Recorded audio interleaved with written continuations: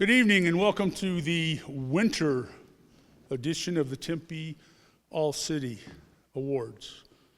Coming down here, I had to look at my program to make sure this was the winter awards because it's like 92 out there right now. But it is the winter and I'm supposed to be here. So my name is Jim Denton. This is like coming home. I spent 27 years of my life in this building. Not in this one, but in Corona.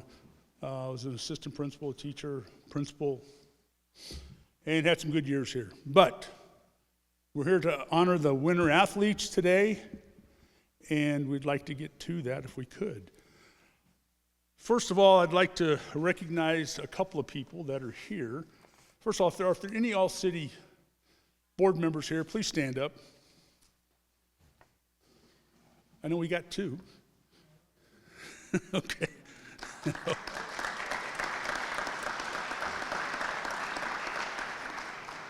This was the brainchild, I believe, of Mr. Royce back there. Was it 40 years ago, 41 years ago? 43 years ago. 43 years ago, Mr. Royce had an idea, and he got with some of the other people, Dr. Wood and Don Wilkinson and so forth and so on at that time, and said, hey, we need to honor our high school athletes. And we've been doing it every year since. So it's a great deal. Having gone to Tempe High myself, I wish they would have had something like this when I was in high school, but they didn't. So it's great. It's great for the athletes. It's great for the parents. At this point in time, I'd like for everybody to stand up and pledge allegiance to the flag, and then followed by a moment of silence. I pledge allegiance to the flag of the United States of America and to the republic for which it stands, one nation, under God, indivisible, with liberty and justice for all.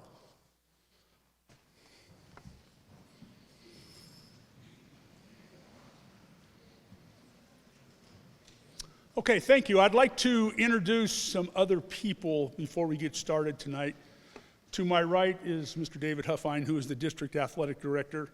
That's a tough job because he's got to corral all these next people that I talk about. And those are just the school athletic directors. Before we do that, I'd like to recognize Dr. Stacia Wilson. Dr. Wilson? Superintendent? No, said she was going to be here. Maybe she's on her way. I'd also like to recognize a couple of principals. Stacy Nielsen from Desert Vista.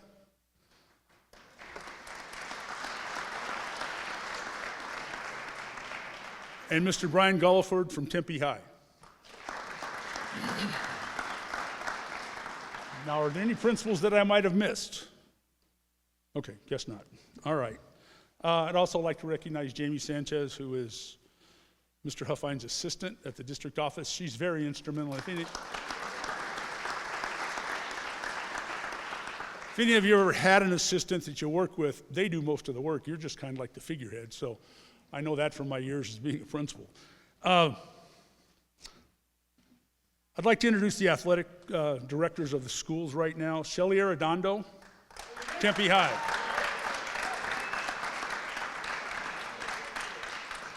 Jermaine Whitaker from McClintock.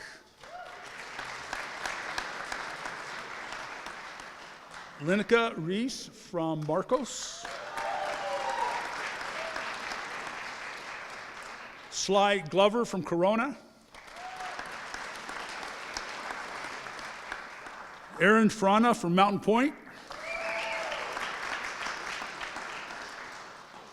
Bijou, I probably will butcher this name, and I apologize for it in advance. But from Desert Vista, Bijou Padamamadou. Okay, a few years ago, the Tempe board decided to institute a Hall of Fame. And they wanted to recognize coaches and athletes that had come through Tempe Union, and started that brought recognition to the district. And this district is really, really strong in tradition. But every year, every one of our spring, winter, and fall, we induct someone new into the Hall of Fame. At this point in time, I'd like to introduce Mr. Don Bakke, who is going to present our honoree, Mr. Dan Minucci. Mr. Bakke.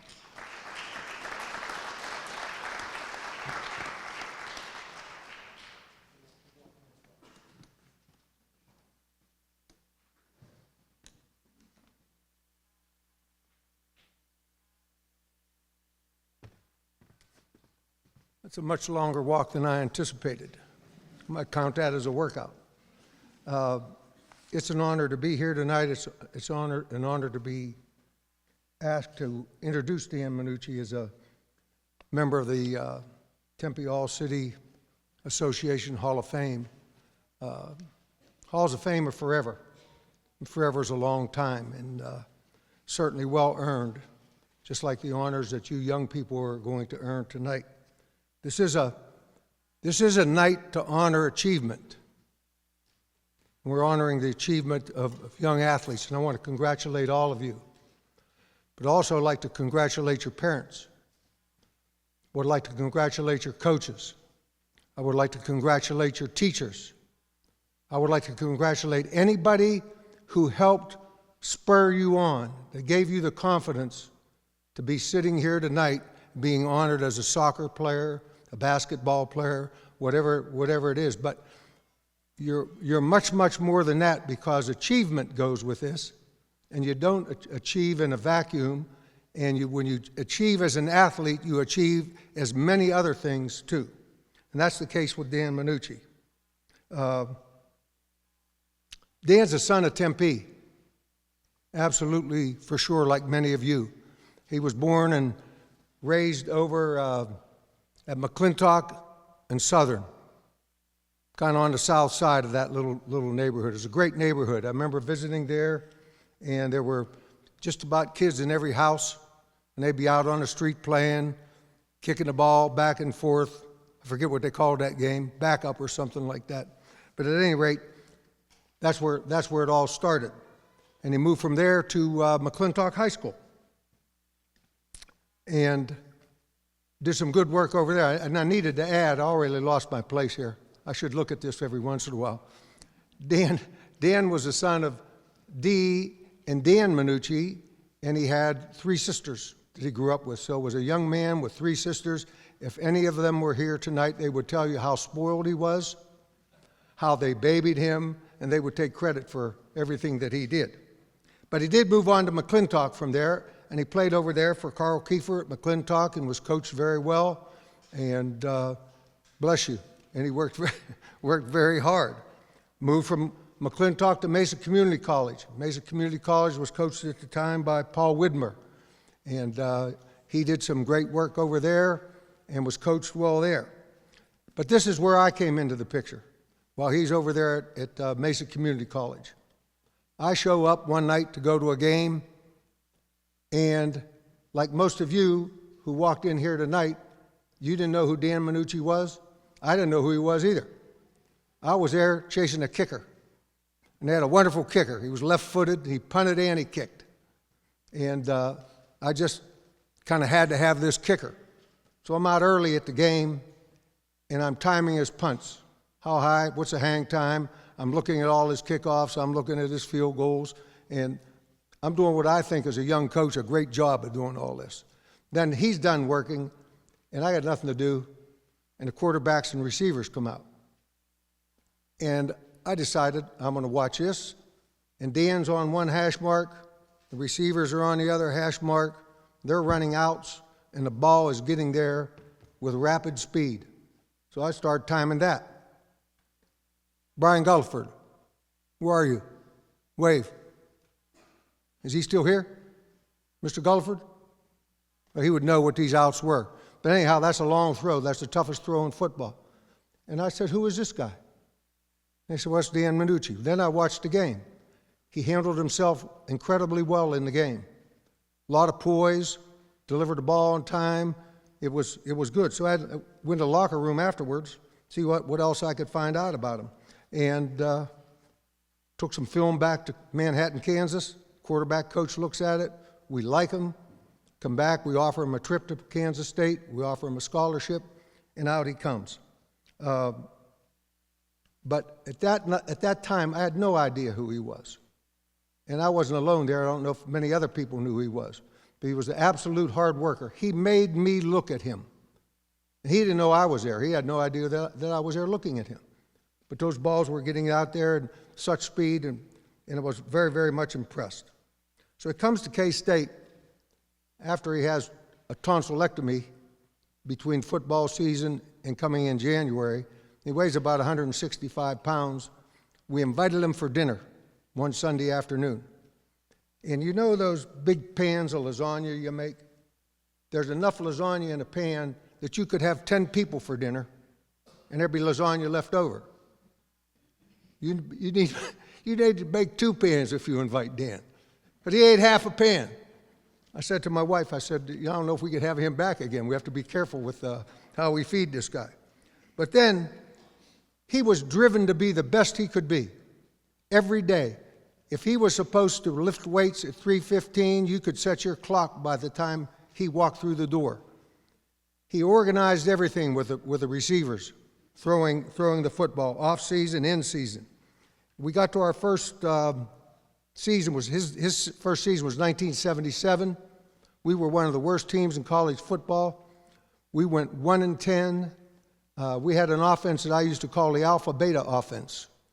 You know, Alpha Beta was a store over in California, and they had bags, say Alpha Beta on them, and we would just draw up plays and put them on little sheets of paper and throw them in a bag and shake it up and pull them out every once in a while. Nothing was good about it. And so that staff got let go. In 1978, we got a new staff. Dan had the strength to stay on, and he led the Big 8 at the time in passing. And when the NFL draft came up that spring, he was the 5th quarterback drafted. So we're going from Mesa Community College in the fall of '76 till the spring of '78, and he went from somebody nobody knew to the whole football world knew him. And that was a tremendous, tremendous achievement. Played in the NFL for the Buffalo Bills for a number of years, moved on to the CFL, played for the Montreal Alouettes. He's moved on from that. Today, you could find him every weekend coaching quarterbacks at some park somewhere in Phoenix. This year's quarterback at his home school of McClintock, great player. I'm sure he's been honored by this group. Butch had him since 5th grade. So, and also, I don't know for how many years, maybe the last 15 or so, he's developed and maintained a radio talk show called Rockin' Manooch. I don't know if you've ever listened to that show, but it's pretty entertaining. One time they ran out of guests and they asked me to be on, and Dan asked me a question. And I thought about the question as I'm answering. I said, Butch. And his counterpart there jumped through the screen. Butch. He says, who's Butch? Well, this is Butch Manucci. That's all he's been with me in our house. He's Uncle Butch to our 2 sons. He's just a wonderful, wonderful human being. And in all situations, he's that. As a son, as a brother, as a husband, as a father, as a teammate, as a friend, as a coworker, he brings his best self to every situation. He's enriched my life and the lives of everybody he's touched. So I would ask you to join with me tonight in welcoming Dan Manucci to the Tempe All-City Association Hall of Fame. Thank you so much. Thank you, Coach. You're welcome, Jimmy.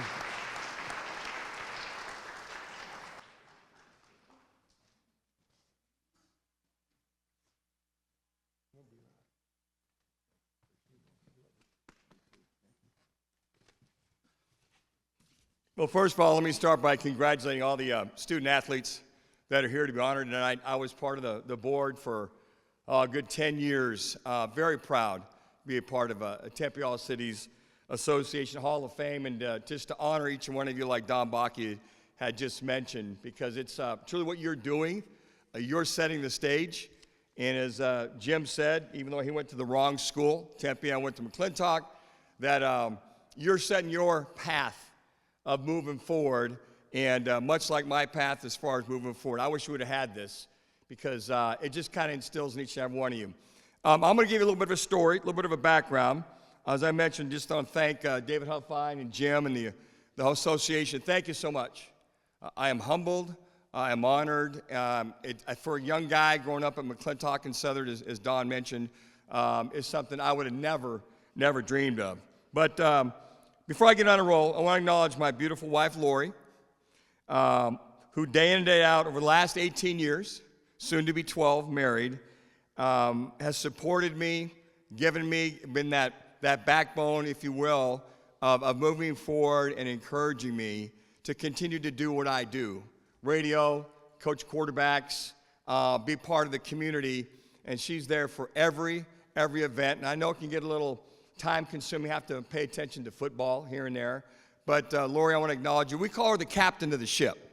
She is definitely our captain. So, sweetie, stand up. I want to have everybody acknowledge you, and you're going to go, oh, my gosh, does she feel sorry for the guy or what?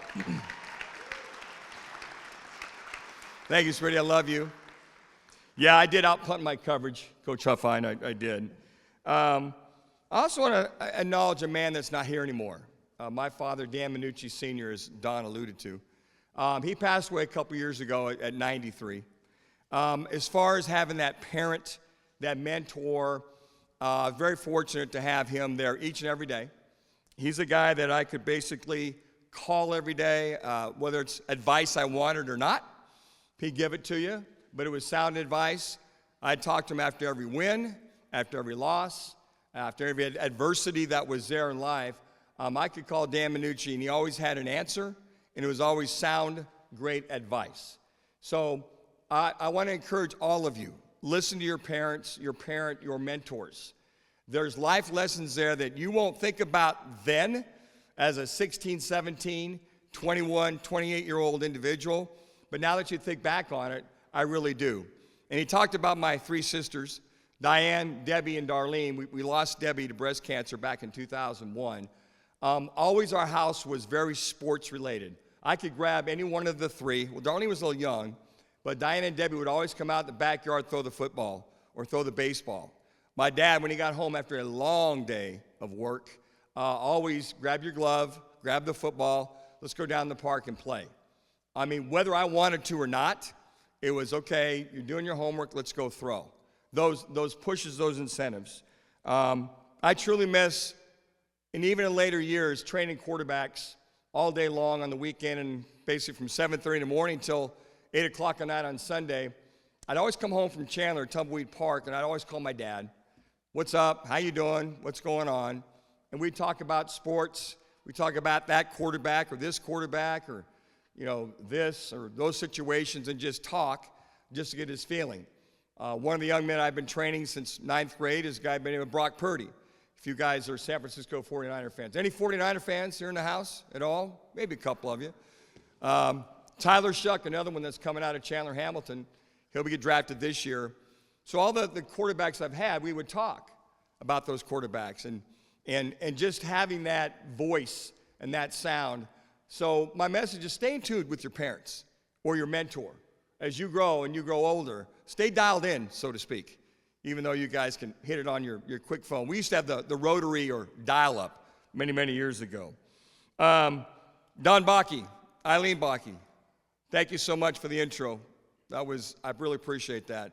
Don Bakke, as he mentioned, and here's a lesson learned for all you athletes out there.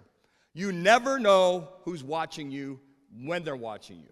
As far as playing hard, working hard, practicing hard, always doing something full speed. You never know who's showing up. No idea that this guy from Kansas State University, the Big 8, I mean, he's from a school I'm watching on weekends play Oklahoma, Nebraska, Missouri, Colorado. I'm like, whoa, did you say Kansas State? So he's got his leather jacket on, he's got this beard, and he's got this lapel that says K-State. And I was just kind of taken back, and I'm like, yeah, I would love to come visit Kansas State University. So for he and his wife Eileen to have that support during those years, Eileen, thank you for that lasagna. I appreciate that. And for the sausage and peppers that Coach Bakke made all the time on top of that. Because what we had at Kansas State was the student athletes or the players had families that would adopt you. Now, Don was our head recruiter. And you could go over there on a Sunday and have the opportunity. But what Don Bakke did at Kansas State in those days, here I am coming from a national title team in 75. In 76, we're third in the nation. I go to Kansas State, And my first year, we're 1-10. So I'm not used to that at all. But for Don to be able to get the athletes that he got out of Texas, Florida, the Midwest, California, Oceanside, whatever, is truly a compliment to a man that helped build that program. And to have his wife Eileen right there next to him to welcome us into their apartment in those days, and to actually take home that leftover lasagna, if I could, from those days. This honor has so many connections for me, McClintock connections. And it's funny how things come full circle. Let me start with this. We talk about Hall of Fame coaches that are here, Hall of Fame players. Let me start with this. A guy by the name of Carl Kiefer, who Coach Bakke talked about. Coach Kiefer was my head coach. He's now in the Hall of Fame here at the Tempe Association Hall of Fame. Carl was a guy that instilled perseverance, hard work, and life's lessons, even though you athletes out here don't like at the time what your coaches are teaching you, it will, I promise you, it will carry you on into real life situations. Coach Kiefer taught me endurance, he taught me patience, and he taught me perseverance. You may not start your junior year, you play your senior year, people start looking at you. I get to Mesa Community College, and basically I'm the backup quarterback to a guy named Oscar Ramirez, who played at Marcus Deniza, outstanding quarterback, paid my time, we won the national title.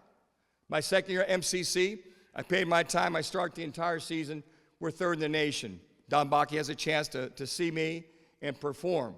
But again, it was patience and perseverance, and some of those are some of the greatest training ground moments that I had. My freshman and JV year, you guys know him here at Corona High School, Ron DeVinny, Devo as they call him, and varsity baseball coach Jim Merrick, both I had for baseball. I was a baseball guy. I got a scholarship at both MCC. But both of those guys taught me how to prepare, how to learn. And I'll never forget Coach DeVinny, as a lot of you know, he can be pretty serious, pretty dialed in. I think it was my freshman year, baseball, we're going over to Saguaro High School. And we're going to play Saguaro High School in baseball. So we're on the bus, and we're laughing and talking and cutting it up. And I'm looking back at Danny Martinez, we're laughing. I see Ron DeVinny about 4 rows back. He's got that hat on, and he's ready to go. He's staring at me like, oh, I guess you're ready to play today. Had that look. And so I get back. We lost. I think it was 0 for 4. And he just told everybody to get down the right field line. And if you're not Ron DeVinny, we ran. And he pulled me aside and said, look, if you want to play, this is a freshman year. I'm a freshman. Supposed to be having fun cutting up, right? Wrong. He pulled me aside and said, look, if you want to take this sport seriously, and if you want to be the kind of individual you want to be the best you can, you need to be dialed in. Lesson learned. Jim Merrick, same way as a varsity coach for baseball. Outstanding coach when you think about it. Both of them, Hall of Famers.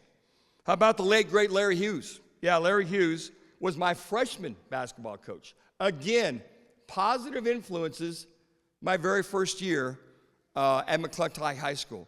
Larry was one of those guys, again, be prepared. You come to practice, you work hard, and we'll see results. Larry was definitely one of those kind of guys that would definitely do that.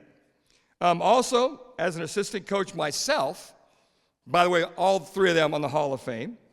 And then now that I look back at it, and then during the off season, playing for the Arizona Wranglers, USFL, I would come back, and Coach Kiefer had me come assistant coach at McClintock. I had a chance to coach, wouldn't you know it, a guy named Mark Greathouse, and how about a kid named Anthony Parker, both on the Hall of Fame, to instill what I knew as a professional football player and to move on from them. And even more so, it gets better. Have a friendship and working relationship with Dr. Anna Battle, with Scooter Molander, Andrew Scooter Molander. Since I do the AIA TV broadcast and knowing Anna for so many years. Again, in the Hall of Fame. So if you look at the commonality of the individuals that Doug Royce for so many years and the folks here have done, it's been truly amazing. And I want to put this out there for you. I think the foundation in high school, junior college, and college formulated in me would not have been there without these coaches. bar none, without these coaches. Players, recruiters like Don Bakke, instilled in a young man growing up there at McClintock and Southern. So I'll give you a little quick journey of a young man at McClintock, MCC, K-State, and as Don said, 5th round draft choice of the Buffalo Bills. And looking back, along with those quarterbacks that I train now, I can somewhat instill. My freshman year, I show up on the campus of McClintock High School. I'd never played organized tackle football. I was a flag football guy. So here I am, 5'4", 115 pounds. Thank God they had the mini brutes, 130 below, and then the freshman team, 130 above. So it gave me an opportunity to play with the smaller team. First practice, I show up. I've never tackled anybody. I've never gotten hit with full pads on. Heck, just figuring out how to put the pads on was the shoulder pads, the other pads, and quite frankly, I've never worn any of that material. So when you know, my very first practice, I get a concussion. That's right, get a concussion. I'm like, man, I'm getting hit. I'm getting hammered. Long story short, I'm third string quarterback on the mini brutes. But the third game of the year, I started against Coronado. Then went on. I think after that we beat Tempe High School the next game. I think we did that a lot, Jim. Nothing holding against you, but I finally started. And I think some of the things that I learned is I didn't quit. I kept showing up. I could throw. God gave me that arm, gave me that blessing that I could throw, and that was a blessing to hang in there. And Coach Merrick, who was also our freshman mini brutes coach, encouraged me. He said, Danny, you can throw. You just got to learn the game. You know, how do you learn to get hit? But after a while, I started to learn to hit. So once I started playing over and over, that really helped me in reference to moving on to JV, which I played all the time. Quarterback, I played, safety, corner, what have you. And then my junior year, I backed up Randy Sievers, God rest his soul, because Coach Kiefer wanted to test you. Played a lot of the seniors. My senior year, I played 8-2 year, had a very good football year, and was Joe Sello Award, which was the most inspirational player that I won that year, along with the other accolades, to go on to Mesa Community College. So then, as I mentioned earlier, go to Mesa Community College. I got to back up, Oscar Ramirez, outstanding quarterback from Marcos Deniza. And he's the quarterback at Mesa Community College. Had to pay my time, persevere, endure. Again, be patient, but still work hard.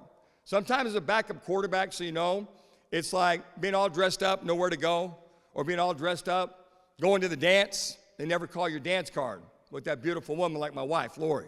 It's kind of like, I'm here. I'm not here. But that paid off.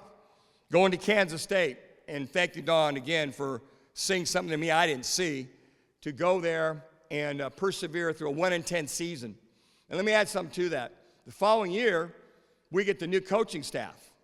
So I gathered all the troops. We go throw in the gym. When it's 15 degrees below zero or 15 degrees in Manhattan, Kansas, you figure out a way to go throw the ball. You figure out a way to go train. I'm not going to let weather slow me down in my growth as a quarterback since I'm there on a full ride scholarship. I don't want to cheat the school or the team. Our new staff shows up in the upper gym just to watch and see. And we're throwing and throwing. They don't talk to us.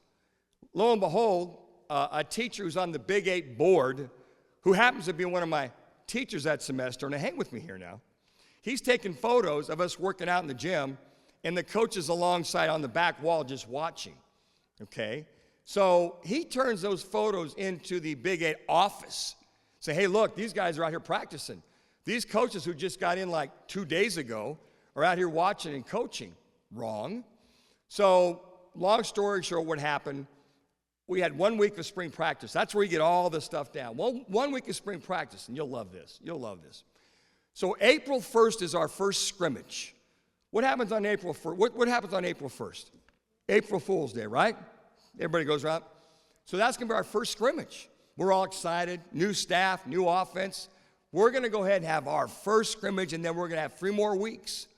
So about 9 o'clock in the morning, rumors have it in the chow hall before we get going, that, hey, our spring training's been called, our spring camp's been called off. Oh, April Fools. No, it's been called off. What happened, we get over to the stadium, And Coach Dickey, our new head coach, says, guys, this is our last scrimmage. This is what happened. I just explained it to you. And they're gonna be concerned that those practices you had in the gym will be your last 3 weeks of your spring training. You gotta be kidding me. Okay, we're just 1-10. I got a new coaching staff. We got new guys coming in. I'm excited for this offense. And we had 1 week, and then this is our last scrimmage before we got the rest of the year off until fall practice comes around. This is a joke, right? No. Okay, so we're a little upset. So Dr. David Laurie, who took those photos, guess what?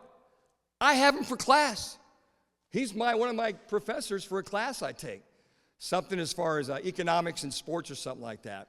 So again, I'm having to deal with adversity, and even though he knew my opinion, I had to deal with that going through the semester. Lo and behold, my senior year, before we come back, we go 4-7. We light it up, just couldn't stop anybody. And I'll never forget this. During the adverse times that you have a determination, you have a way to go either I'm going to accept it and move forward, or you can accept it and move backwards. Nobody cares about your sad story. Nobody. What you do speaks volumes of who you are. Let me say that again. What you do speaks volumes, student athletes, of who you are. You can let it get you down, or you can be bound and determined. So I'll never forget about a week and a half after that, and Coach Bakke knew I was a little upset. He came over to my room, talked about being a mentor, a friend, and Eileen came over, we talked it out. Because I'm like, Kansas State University is built on Indian burial grounds. It must be. To have this kind of cloud as part of this school, year in and year out. But we talked, called my dad as usual, and I said, well, where am I going to go?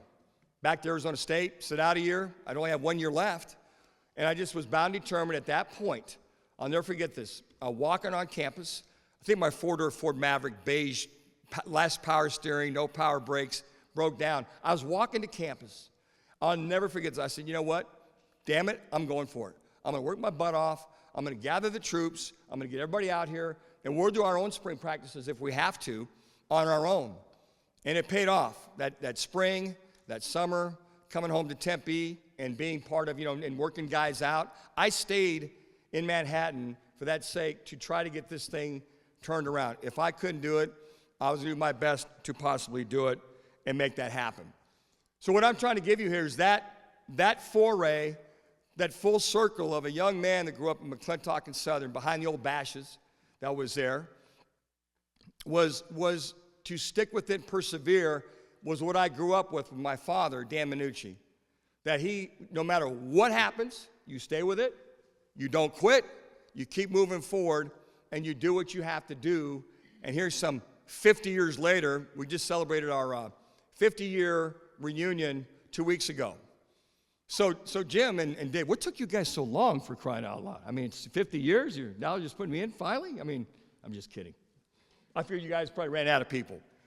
But I just want you to say that it could take a full cycle, full earn, but those individuals that are part of this Hall of Fame, the individuals that run this Hall of Fame, the connection of the Tempe schools, the Desert Vistas, the Mountain Points, the McClintocks, the Coronas, the Tempe High Schools, the Marcos Denizas, that niche is phenomenal. So don't ever, my message to you students out here, don't ever sell yourself short. Don't ever sell yourself short. Understand that at 5'4", 115 pounds, I would have ever thought I'd be here some 54 years later because I didn't want to go out there and get hit, but I learned how to be a quarterback. And as a quarterback, you learn life's lessons. You have an understanding what it takes. Don't ever quit. Follow your dreams. Follow your goals. I know a lot of you have a lot of doubt. All the honorees here tonight, you can do it. Stay with it. But if it doesn't happen, that's okay because you learned how to do it in sports. You'll do that in your life's work as you move forward. So again, to Tempe All Cities Association Hall of Fame, I want to thank you all for a young man from growing up in McClintock and Southern and being part of this association for so long. I'm humbled. It's truly an honor and privilege. God bless you all, and good luck to every one of you. Thank you. Appreciate that. Thanks, John. Thank you, David.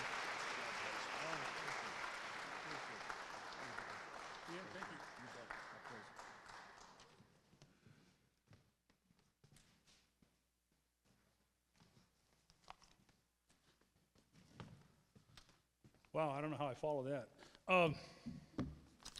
I just wanted to say a couple of things. If you know me, you know that I'm really big on quotes and so forth and so on. And I just picked out a couple. One of them's one of my heroes in American history. I was a history teacher, so Theodore Roosevelt, man in the arena. Do what you can with what you have when you have it. And Mr. Nero reminds me, he and I worked together for, I don't know, 20 years, 30 years. And it was one of those things that he still recites that to me. So I just had to share that with you to let you know what it was. Another one that I had was I'm a big country music fan. I went to Tempe High. Come on, it's like when I was at Tempe High and Dan was at McClintock, I was a little bit older than Dan, so we were 2-2 against McClintock when I was in high school. But Kenny Chesney had a song that says, "Don't blink, because before you know it, it's going to pass you by." And what I want to say to you young athletes is don't blink. Live every moment you can. It's kind of what Dan was talking about. I used to hear stories about Dan Minucci. I started my career at McClintock, teaching and coaching. And I used to hear about this 115-pound quarterback that was just phenomenal. I didn't know Dan. I didn't get to know Dan until later on in years. But they just told him, Butch. That Jim Merrick just called him Butch. And he says, Butch could do this and Butch could do that. And I said, okay, well, good. He must have been pretty good, but I don't remember Butch. But I followed him after he was at Mesa Community because I was friends with Oscar Ramirez. And what Dan's done, or Butch, is beyond phenomenal. And for him to come back to Tempe and give back, I think is just outstanding. So, that being said, let's get started with tonight's events. The first group that we're going to recognize right here is boys soccer. Now, if I can get the coaches to come up here, I can get the boys soccer lined up by teams, and then we will come up here and announce the names. Boys, you'll go over to Mr. Huffine. You'll see Jamie down here. You go to Mr. Huffine and get your plaques. And if you'll just wait over there until your team's done, then we'll move on. Okay? Let's proceed.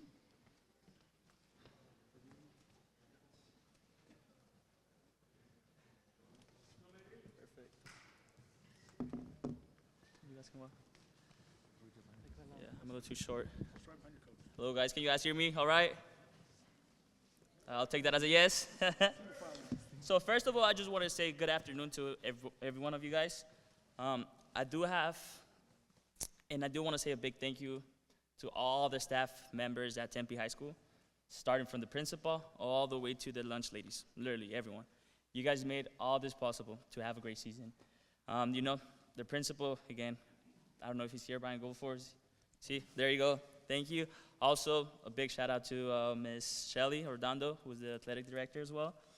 So yeah, I'm gonna start off by naming this incredible gentleman right here. I mean, I know some of you guys do basketball, other sports, wrestling, so I'm not really gonna talk about stats, because I can be here all night. I'm actually gonna talk about how much they've grown and the positive impact they had in the team. So first, we're gonna start with Ruben. If you can take a step forward, please. So this is Ruben Marmolejo. He came with his family, mom, dad, sister. So yeah, Ruben's a remarkable athlete. His accomplishments, both on and off the field, are a testament to his discipline and determination. He was actually a varsity starter as a freshman. Can we give a round of applause to Ruben? Thank you. That's, honestly, I don't know if all of you guys played high school sport, but that's pretty tough to do.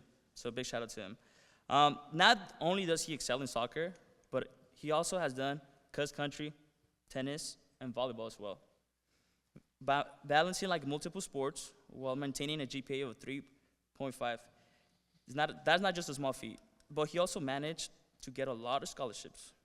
Beyond his athletics, Ruben has received multiple scholarships, like the Obama Scholarship, the New American University Scholarship, the ASU Live-In Scholarship, additional scholarships, which would be the Dance with the Dictionary Scholarships and Intuition Scholarships. As you guys can see, this is a reflection of how important it is to just be on time, just have that respectful and just want to grow as a person. Ruben, your hard work, perseverance, and willingness to challenge yourself has inspired all of us. So I just want to say congrats and well deserved, and keep pushing forward. So walk over there. Now we have Felipe Acosta. You can take us forward. So stay forward, please. Cool. So Felipe's dedication, hard work, and perseverance have earned being named All-City. Being the leadership and commitment to excellence. Felipe is a well-rounded individual who's not only a soccer player, but he also does other sports like football and baseball.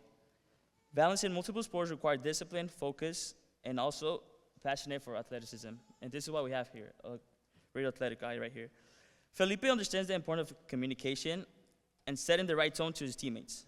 Whether leading this team beyond the life and getting ready for life as well, the quality allows him to show how he's willing to take a risk and learn from those mistakes, because that's how we get better as a person.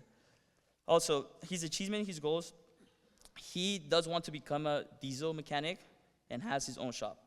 So Felipe, all your hard work, dedication, and stepping off your comfort zone, it's inspired for everyone around you. So keep pushing, keep leading. The future is yours, man. And last but not least, we do have Eric Rodriguez.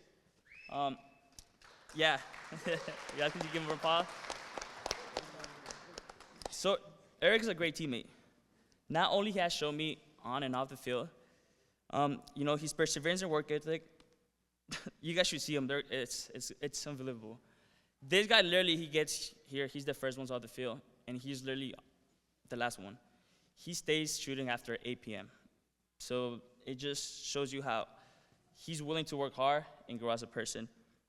His goals extend beyond high school, though. His dreams are to play soccer out of state and possibly as a professional level. However, Eric is also grounded in his education and wants to continue studying. He has a GPA of a 3.6, and also he has committed himself to take care of all the team. He's the next captain of the incoming year, so I'm excited for that. And I just want to say, man, thank you. Keep working hard and just being the great guy you are, and you're going to get far. And I just want to say thank you to all the parents, staff, teachers, and students for being here and supporting your loved ones. And once again, Tempe District Union, like the whole district, thank you, all of you guys. Because all of you guys make this possible for us. So thank you, guys. I'm proud of you.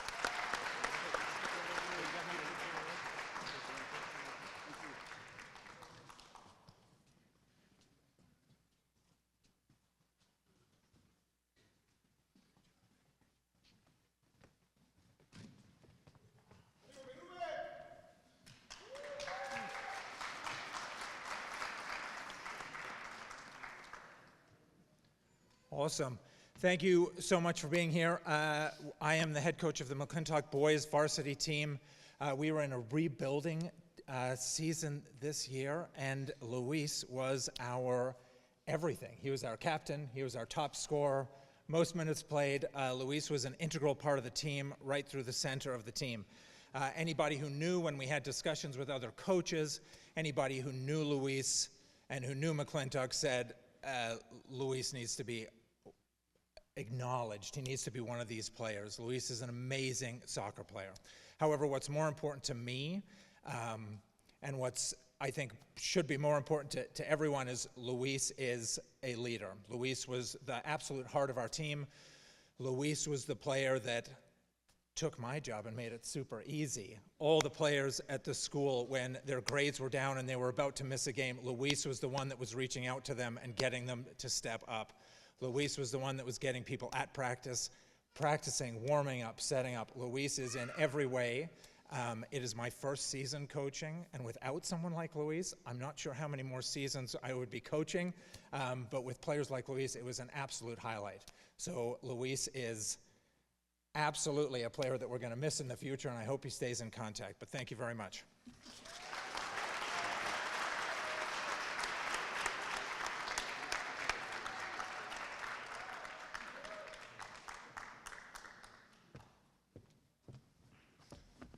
All right. I'll try to be quick. I wrote stuff down, so hopefully I don't get off topic there. First, I just want to start by thanking Tempe All-City Association for giving us the opportunity to recognize these student athletes that are leaders both in their respective sports and in the classroom. I also want to thank our administration, our athletic director, Mr. P., our principal, Principal White, for just their continued support, not just of boys soccer, but for all the sports teams on DV's campus. And my final thank you goes to all the parents that are here tonight. Your support of these student athletes is what leads them to their success, not only in athletics, but in life. So thank you for being supportive parents to these athletes. Quickly, before I start to talk about each of these players individually, I just wanted to share a little bit about our success as a team this season. As a coach, I'm always the first to say that I've been very fortunate to be able to coach some really good soccer players. And those good soccer players make me look like a good coach. These 5 players that are up here were the core of our team that led us to have this season that we had. I've always heard the phrase, defense wins championships. 4 of these players played a significant role on our defense that led us to winning the first ever boys soccer open state championship. All right. I'm going to start down at the far end with my only junior on the stage, which I'll take it, Kagan Terrell. Kagan, you're going to step forward there. He's good. So Kagan is a 2-year varsity starter for us, and really just a true leader on the field. He led all 6A goalies in goals allowed per game, with only allowing 0.2 goals per game and 93 saves on the season. The confidence our defense plays with knowing they have Kagan in the goal is what led to a lot of our success this season. Kagan made the biggest save, what I would say is the biggest save of his life, during our penalty kick shootout in the Open Division State Championship game that then propelled us to winning that Open Division State Championship. Kagan was selected to the 6A Central Region First Team this year. Kagan also gets it done in the classroom as well. Kagan has a 4.0 weighted GPA and is a member of National Honor Society. I'm looking forward to having Kagan back next year for his senior year and his 3rd year on our varsity squad. Kagan Terrell. Next up, I got William Amada. Will has been in our program for 4 years now. He got pulled up to play varsity his sophomore year and then continued obviously on varsity these last 2 years. Will has been a staple, or was a staple, for our defense this year. As our center back, his calm demeanor, which sometimes as a coach freaks me out a little bit. Sometimes I think he's too calm, but his calm demeanor and his ability to be in the right place at the right time and where he needed to be is what his teammates relied on. Will not only was one of our top defenders, but he was also able to find the back of the net. Will had 6 goals and 5 assists on the season as a center back. Will was also recognized as 6A Central Region First Team this year. Will also excels in the classroom with 3.6 weighted GPA and truly just a leader around campus. Will is headed to MCC, Mesa Community College, next year, where he'll continue his athletic and academic career. Will Amada. Okay, we're almost, good work. I'm going to go with Genki just because the way I have him written down. So Genki Shinohara. Genki can step forward if you want. There he is. Genki is a 4-year player for our program, spending 3 seasons on varsity.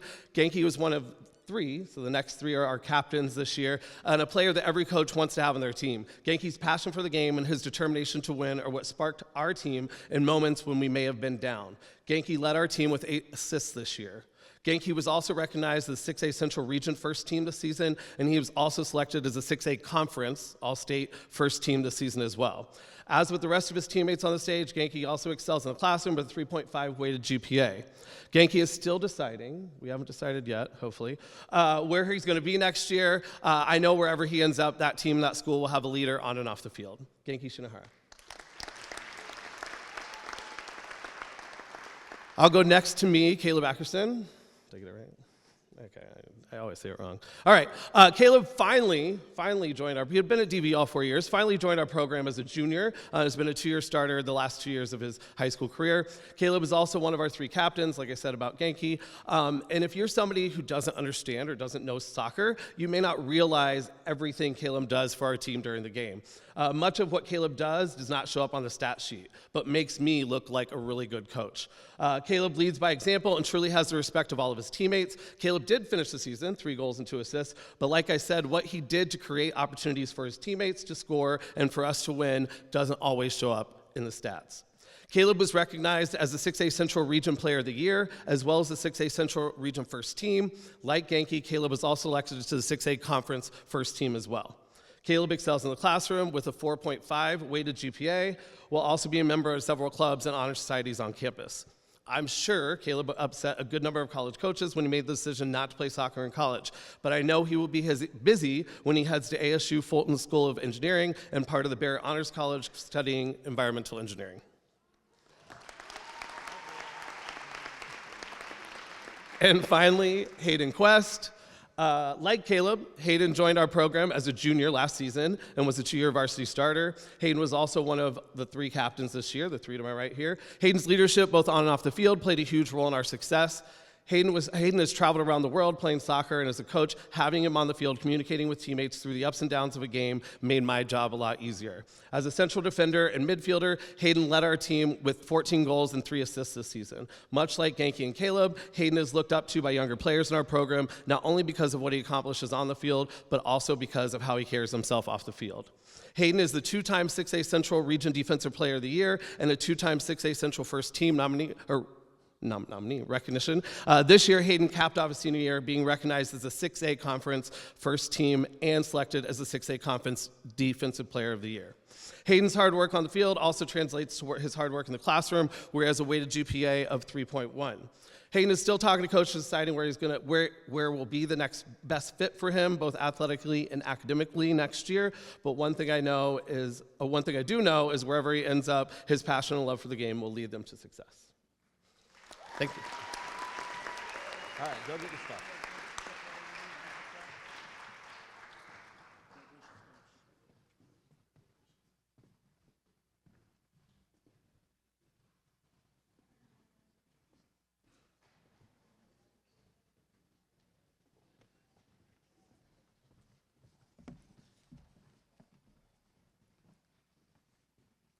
Hi, I'm Keith Diamante, the Corona Boys Varsity Head Soccer Coach. I'd like to thank the City of Tempe Association for recognizing these amazing student athletes tonight. I'd like to thank Corona administration for hosting this event and for all your support throughout the year. Corona has 2 boys soccer student athletes receiving awards tonight. First one is Brody Rice on the far end there. Brody's a senior, been with the program for 4 years. He had 5 goals, 3 assists while playing left back or the 3 position. He'll be going to college at ASU next year. Corona struggled at times scoring goals, so set pieces were a huge part of our offense. We relied heavily on Brody to move forward and create scoring opportunities for us. He was voted as our team defensive MVP this season. If I had to describe Brody, I would say he's extremely athletic and driven. I'm sure will be successful in whatever he decides to pursue in the future. I give you Brody Rice.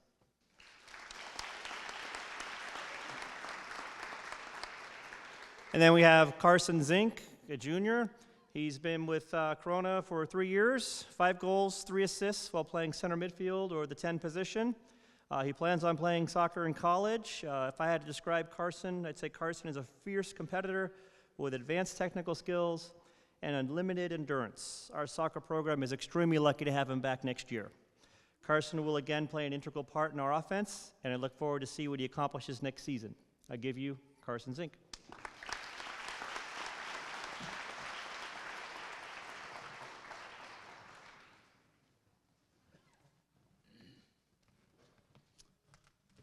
If I could just, and I neglected to say this and I apologize.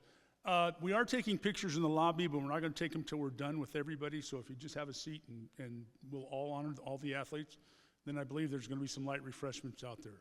This time, if I could get the girls' soccer coaches and soccer players to come up to the stage, I'd appreciate it.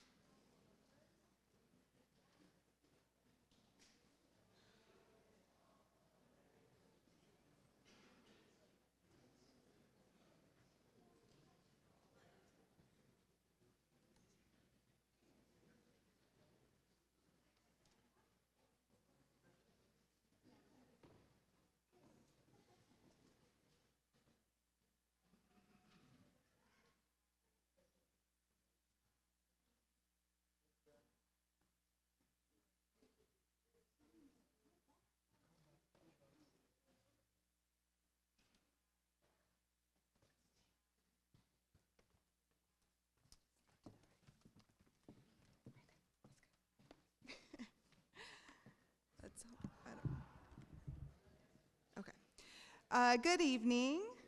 My name is Kaylin Williams, and I am the head coach for girls soccer at Tempe High. This is my third year at Tempe, and I am beyond blessed and honored to have coached my senior players, Jamie Cruz and Brita Rodriguez. Today, I want to celebrate these inspiring athletes. Brita and Jamie have been on varsity for all 4 years, and throughout the seasons I have been their coach, I have watched them mature as players and people. They dedicated their time to not only improving their skills, but also our teams. Not only do Brita and Jamie work hard on the field, but also in the classroom. Brita is currently taking all IB classes, received multiple scholarships, and plans to further her education at Arizona State University. Jamie received Region Defensive Player of the Year this season and has received offers from multiple colleges to continue her soccer career. I am incredibly proud of these young ladies and the progress they have made on and off the soccer field. I want to thank the parents, family members, teachers, our athletic director, Shelly Arredondo, and our principal, Brian Gulliford, who took a part in making sure Brita and Jamie succeeded. I ask that you continue to support them as they continue to reach new heights and achieve greatness. Thank you.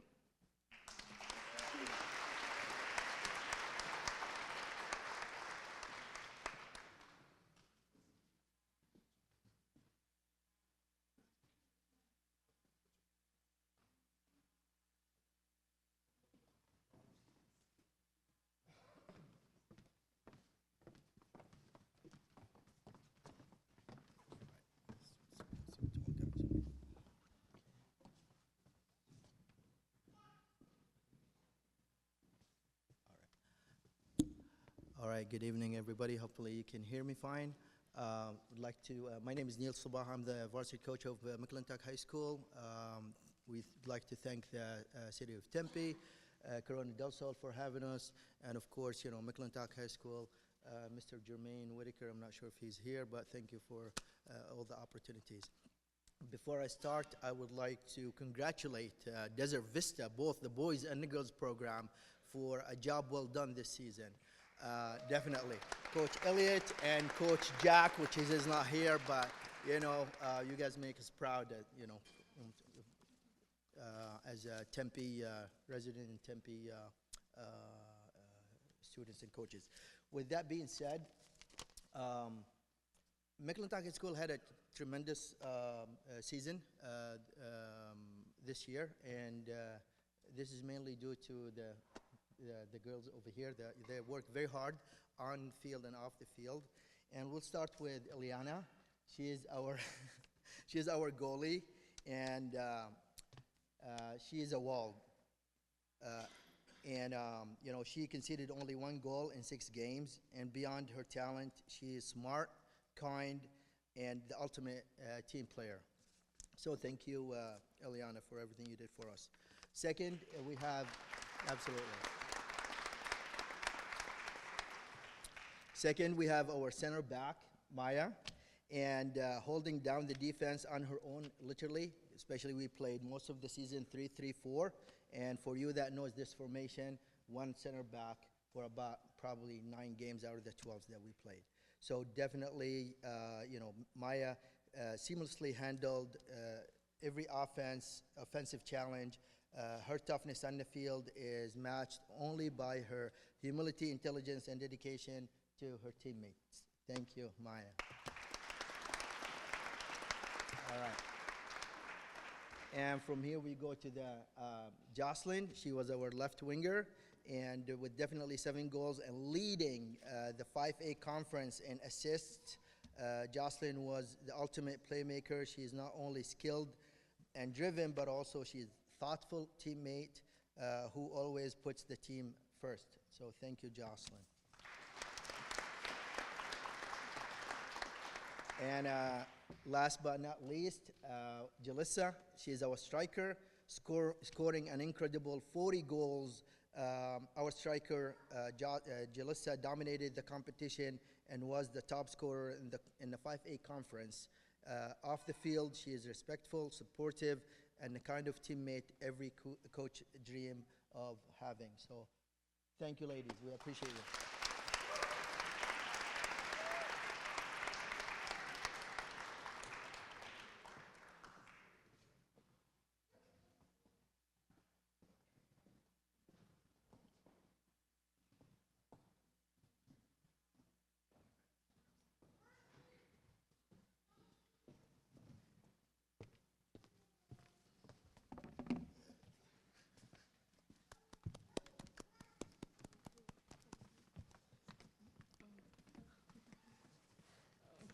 So, as much as I'd like to take, the credit for coaching these young ladies, I'm the boys varsity head coach, and Coach Jack couldn't be here tonight. So I kind of got what he sent me, and then I'll kind of add what I know about the work that these ladies put in. So again, just reiterating what I kind of said before, thank you to the Tempe All-City Association, our administration, and the parents of these players for their support of these young ladies, these student athletes. Obviously, I don't have as much in-depth to talk about these players, but here's what I do know. Every day, we get to share a practice field. The girls are at one end and the boys are at the other. I think it's motivation for both programs, right? We're both practicing. We were both able to practice until that final game this year. But at the end of the day, we're able to see each other working hard to achieve the end goal that is for every school in the state of Arizona, and that is winning a state championship. And being able to see these girls end their season by winning the 6A state championship says a lot about them as players, them as individuals, and their hard work and their determination throughout the entire season. All right, here we go. Freshman Piper Garvin. Piper, wave, there you are. Okay, there she is. So Coach Jack said, Piper is a freshman forward sensation. She led the 6A Central region with 47 points. That's 22 goals and 5 assists, including a goal and assist in the state championship game. Piper was 6A Central Region first team, as well as the 6A Conference first team, as well as a freshman. So Piper Garvin. And then I'm just going to go in grade order, Virginia. So next up, I've got the sophomore, Callie Winstead. Callie, give a little wave there. There she is. All right. So Callie is a sophomore goalkeeper who was a huge part of the team's 12 shutouts on the way to the 6A state championship. Callie had 124 saves on the season and was also recognized as a 6A Central Region honorable mention. Good job, Callie. Next up, I have junior forward, Virginia Roth. Virginia was a 6A Central leading assist to go along. So she had 13 assists, along with 13 goals, including a goal and an assist in the state championship game. Virginia was recognized as a 6A Central All-Region second team. Good job, Virginia. Junior, London Garvin. London is a junior defender, another huge part, again, of the team's 12 shutouts. London was a 6A Central Region Defensive Player of the Year, and then she also, so on the boys and the girls side, London was recognized as 6A Conference Defensive Player of the Year. Good job, London. And last but not least, our lone senior up on the stage, Annika Jurek. Annika is a senior midfielder, captain of the team. She had 9 assists and 4 goals on the season. She was recognized at 6A Central second team and will continue her academic and soccer career at the University of Staten Island next year. Congratulations. Good job, ladies.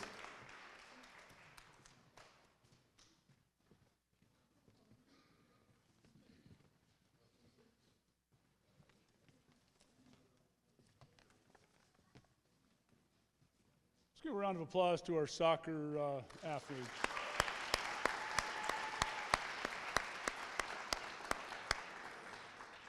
At this time, I'd like to move to girls basketball. If you get the coaches and the girls to come up front, please.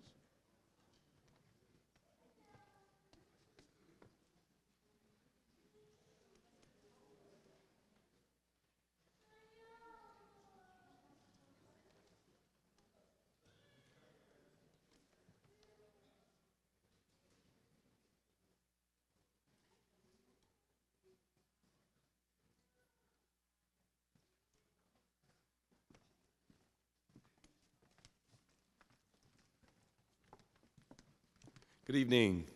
I'd like to recognize the All-City Board. Thank you for having this opportunity, giving our girls the opportunity to get recognized. I want to recognize Mr. Jermaine Whitaker and our staff at McClintock High School. And then I want to recognize my parents. Thank you, parents, so much for allowing your kids to be a part of our great program. I want to give some stats about these girls, too. But first of all, I want them to know I appreciate them. We had the worst injury plague year you could think of. But all three of these people hung in there, and we came out making the playoff and did pretty good and had a pretty good year. They do understand now what it means to get it done. They understand what that means now. They are young. I think we only had 2 17-year-old girls on the team last year. Everybody else is freshmen, sophomores, and juniors. So we're excited about our next year, and we're looking forward to getting this thing done. We'll start out with Anna. Go ahead, Anna. You ready to say hello? Anna is a sophomore. She came over to us from a charter school, Sequoia, I think it is. And she only played 14 games this year, 13 to 14 games. So that was another thing that we had to deal with, was getting eligible and getting our full team out there on the court. And I averaged about 14 points a game, probably about 2 or 3 assists, and 3 or 4 rebounds. Great person, great teammate, humble, will get it done, shoots the basketball better than anybody I know. She can shoot this basketball.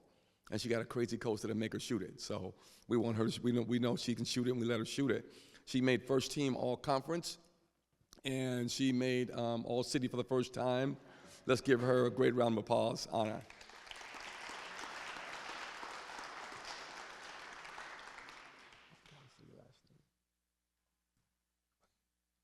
And second, we have a junior came to us this year, got eligible, and she played for us for the first time this year.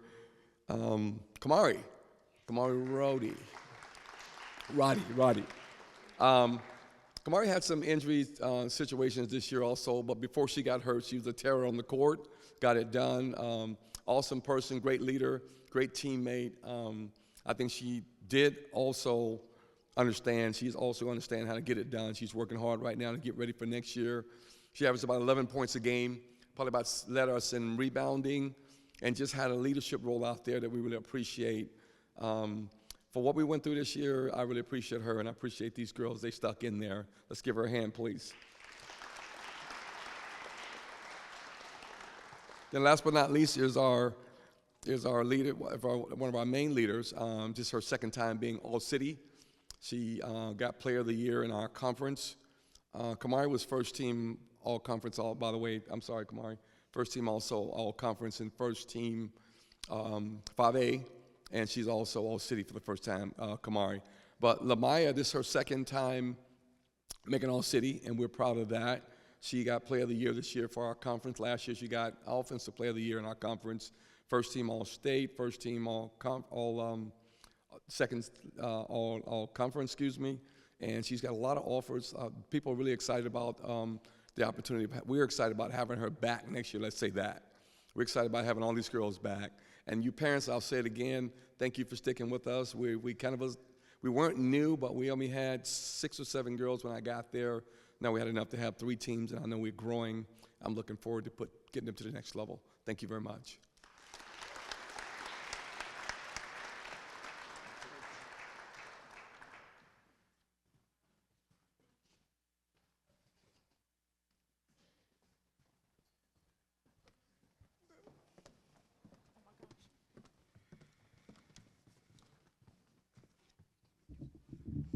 All right. Good evening, everybody.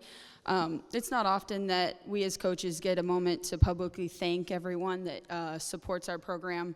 I want to thank Mr. Huffine, Principal White, Mr. Snyder, Mr. P, and Mr. Walter. I know what goes into those late nights, staying at our games and helping us set up for everything, so it's really appreciated. I also want to thank the parents. The sacrifices that you guys make. I know you're thinking, oh my gosh, another practice, another film session, how long is my kid going to be gone, when are they going to eat dinner? I know that goes through your mind, so we really appreciate the time that you give us as coaches to coach your kids. And lastly, just the Tempe All-City organization, for you guys to continue this tradition and recognize these student athletes is huge. The time and dedication and energy that these ladies and every athlete put into their sport is remarkable. I'm fortunate to have such amazing people to coach every day. So I want to introduce them real quick, one by one. I'm going to start with Zaire, better known as Cherry Hatter. Give her a hand. So Cherry's a freshman. So next year she'll be at Desert Vista. Looking forward to that. But she averaged 20 points a game this year, 6 rebounds, 3 assists, and 3 steals. She was named not only our region Offensive Player of the Year, but also our 6A Conference Offensive Player of the Year. And she was runner-up in Gatorade Player of the Year voting as well as a freshman. So some of you don't know me, but I'm a storyteller, and they know that. And a lot of times I tell stories about myself, but now's the chance I get to tell a story about them. So it was one night, it was a football game, and actually Principal White and I were headed to our office to head home, so you can imagine it was about 10:30 p.m. And as we're walking by the gym, we hear a single basketball bouncing. Principal White looks at me and says, "Who's in the gym?" And in my head, I'm like, oh gosh, I'm about to be in trouble, because it's probably one of my kids. Lo and behold, Cherry was in the gym, 10:30 at night on a Friday night, dribbling up and down the court at rapid pace, sweating, working on whatever she needed to work on. Now, coming in, I knew Cherry was a great player, and I'm sure she was a little anxious to play for Desert Vista and be in high school for the first time. What she doesn't know was I was a little nervous to coach her. I wanted her to like me. I wanted her to be coachable. I wanted us to get along. And it was at that moment I knew we were going to get along. She's one of the most competitive kids I've ever known. And if you know me, I'm a little competitive as well, just like every other coach, or maybe a little emotional, like Principal White would say. But it was at that moment I knew that Cherry and I would click. She is a kid that she doesn't embrace hard work, she seeks it. Like, she goes out and looks for it. And she's a natural leader, and she's a natural winner. And I'm excited to have her for another 3 years, so. All right, next we got Sanaya Jones. Yes, take it. There you go. This year, Sanaya averaged 11 points per game, 6 rebounds per game, and 4 steals per game. Sanaya was also one of our 2 captains this year, and she was one of our only 2 seniors as well. Now, she was also named to Central Region's 2nd team this year as well, so good job, Sanaya. Now, most people, if you've watched Sanaya play, you would describe her as probably the most athletic person you've ever seen play basketball. And I would agree with that wholeheartedly. She would win line drills every single day without even trying, which I wish I was born with that gift. But something that just really filled my heart was we went to Fresno for our first 3 games this season, and we lost a really tough game right before we got on the plane to come home. And Cherry, being as competitive she is, she took it pretty hard. We were in the airport waiting for our flight, and Sanaya got up, and if there's one thing you know about Sanaya and Cherry, they love to make TikToks, like I'm sure most of you do. And she was looking for Cherry. She's like, "Where's Cherry? Why is she sitting by herself?" And then kind of clicked, and she went over and she picked Cherry up, and she said, "Come on." Cherry's like, "I don't want to." Sanaya's like, "Come on, we're making a TikTok." And before you know it, they were over there in the corner dancing and smiling and laughing. And you know, that was just something that I hadn't seen in Sanaya in the 2 years, and just seeing like her be such a nurturing leader and knowing in that moment that she could be there for Cherry, I knew I had chosen the right person to be one of our captains. So thanks, Sanaya. And last but not least, Trinity Jones. Trinity averaged 14 points per game this season, 4 rebounds, 4 assists, and 2 steals. She was named to Central Region First Team and 6A Conference First Team as well. So congratulations, Trinity, on that. Trinity was our point guard.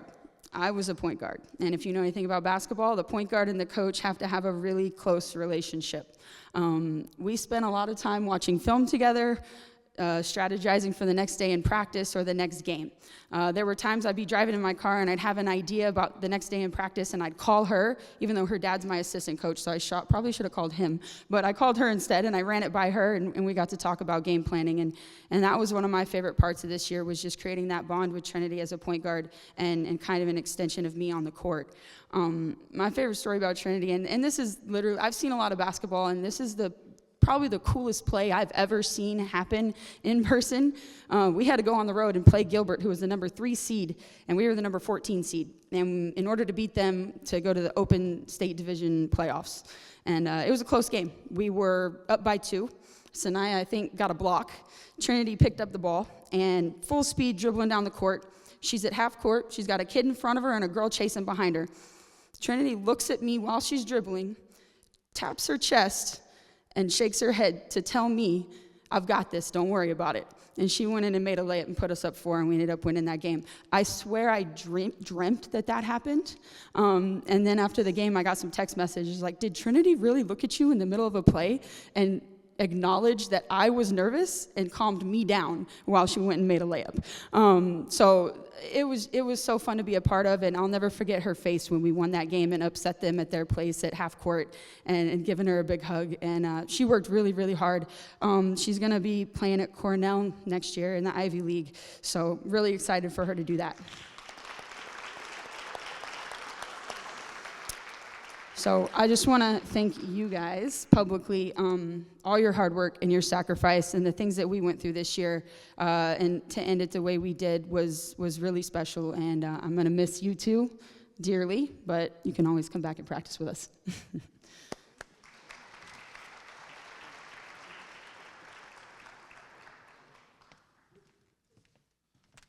Okay, if we could get the boys, coaches, and athletes to come down, please. Basketball.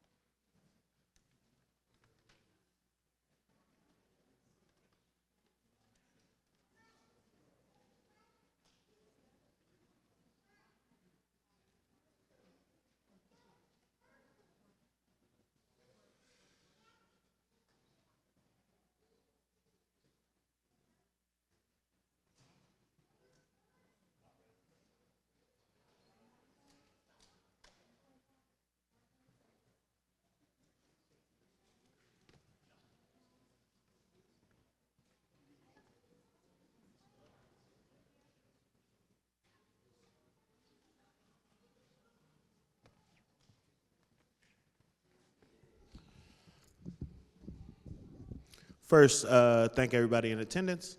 Thanks to All City, thanks Tempe Union District, and special thanks to our athletic director, Aaron Frana, somewhere around here I saw him.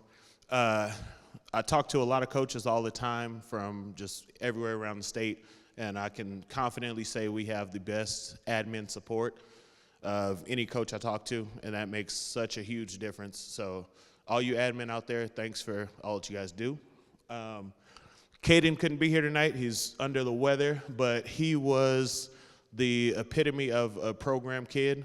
Every coach just wants kids who can just do the right things every day, on and off the court, show up on time, be leaders, do the right things in the hallways, in the classroom, and just be coachable and try their best. Just so happens he's actually a very skilled and talented player. You usually don't find that combination at such a high level in the same person. So he was able to take us from a 3-win season last year to qualifying for the Open this year and losing in the 5A state championship this year. So in order to have that sort of a turnaround in a short period of time, you really need high quality, high character people, and that is what he is above anything else he does on the basketball court. So definitely thankful for him the last 3 years he's been with us. He was region offensive player of the year. Had a game this year where he had 48 points in a game. Just a lot of offensive explosions that really helped us to get to where we needed to be as a program. So thank you to Caden. Again, thanks to all you guys here, and have a great one.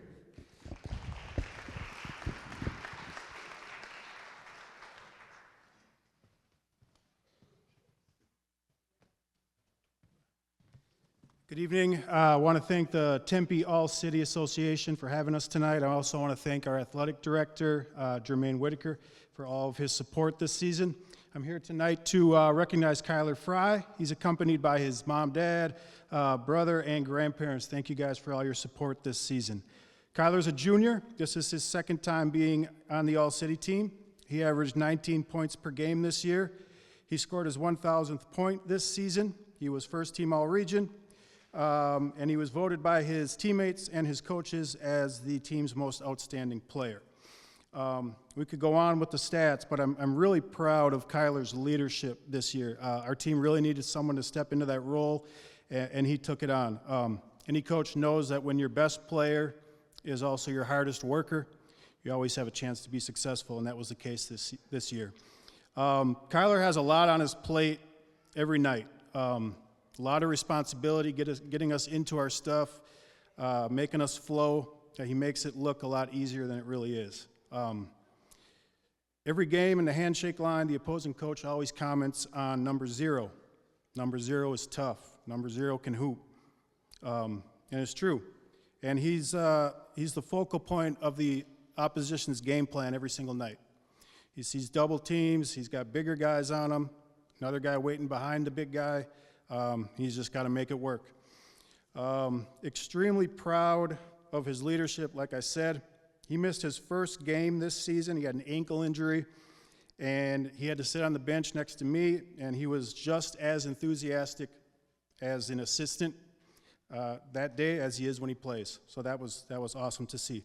Kyler's extremely competitive. I know that his legacy at McClintock means a lot, and I'm really excited to see him finish things off next season. Congratulations, Kyler.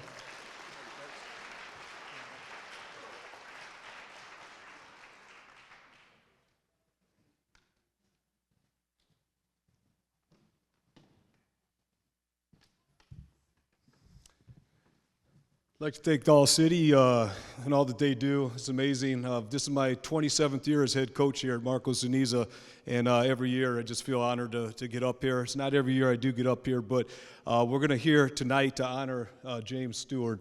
And, you know, I could talk forever about his stats, and a lot of us can, but I'll touch on that a little bit. But before that, this is a young man, had a huge part in us getting back to the state tournament this year. It had been a couple years, and like Sam was saying, you know, the focal point. I mean, James, just amazing player out there that teams had to prepare for. You know, James, he's All-City last year. He's first team All-Desert Sky this year. He's also second team All-4A Conference. But James also led the entire state in rebounding and double-doubles, all divisions. So, yeah, he's just phenomenal player. His skill set and his work ethic, loyalty, coachability, all those characteristics that a coach would want, this young man emulates. And again, 27th year, every once in a while you get a kid like this that keeps you going. And I'm just going to miss him tremendously because my 27 years as head coach, I've had about 5 that I felt this way with. And I love all my players, as coaches we do, and they're all special in a certain way. But there's those kids that you know, you're excited to see each day because you know come practice time, come game time, around school, they're going to represent you and your program the correct way.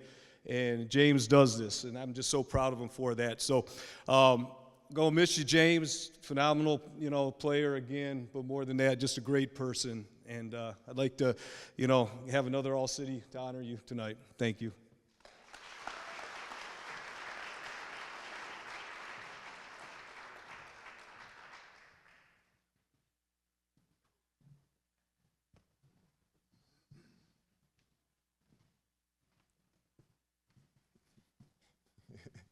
Hey, good evening. I want to first off thank administration, Principal White, Mr. P, our AD, and Mr. Huffine.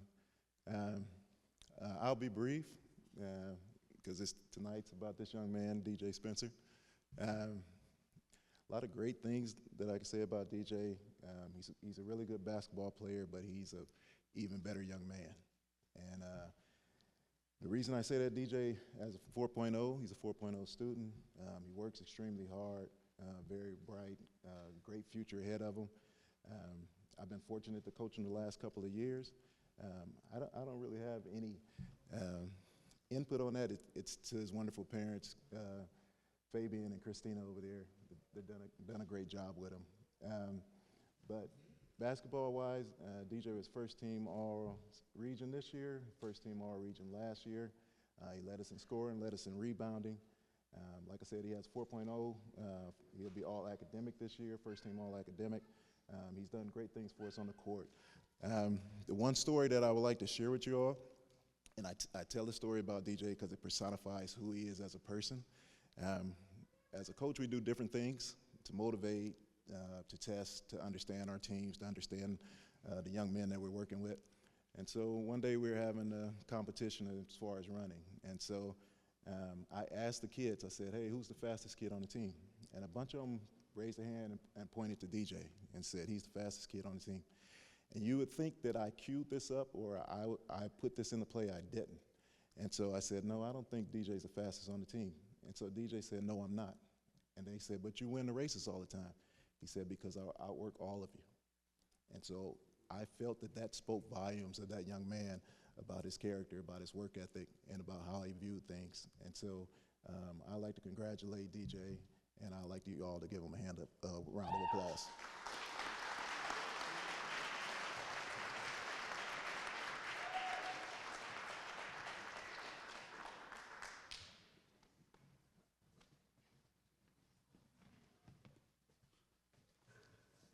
Let's give another round of applause for all of our basketball players.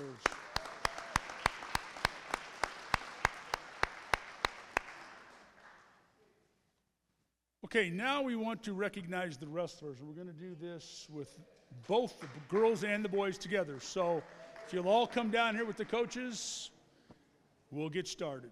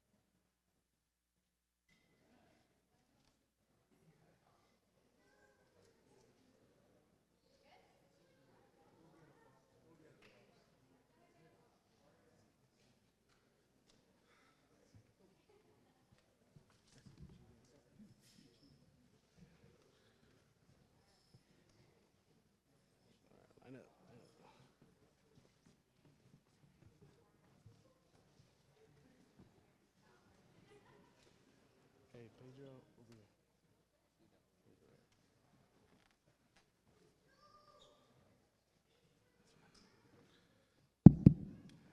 You guys hear me all right? How are we doing so far? We're doing good, though? All right. I'll make it short, good, precise, and well done. All right, guys. If you guys don't know me, my name is Coach Molina, head wrestling coach here for Tempe High School. I have the honor of introducing some phenomenal athletes here today. Me and my assistant coach right here, Coach Eli, will take turns introducing these young athletes, phenomenal athletes. Right now, I have the pleasure, I'll start off with Mr. Ace Pedro.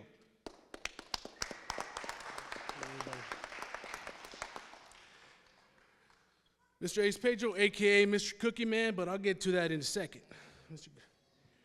Mr. Pedro here is a 4-year varsity starter. He's been with us through thick and thin since freshman year to now senior year. All right? And in that in itself, it speaks volumes because Mr. Pedro here, you may see him right here, young, handsome guy, confident man, but when he came to Tempe High, he wasn't so confident. He is as shy as they come. You know, he was very shy to talk, very timid. It showed, you know, but when he came to that practice room, when he came to competition, he opened up, he flourished, and it was beautiful to see. Beautiful.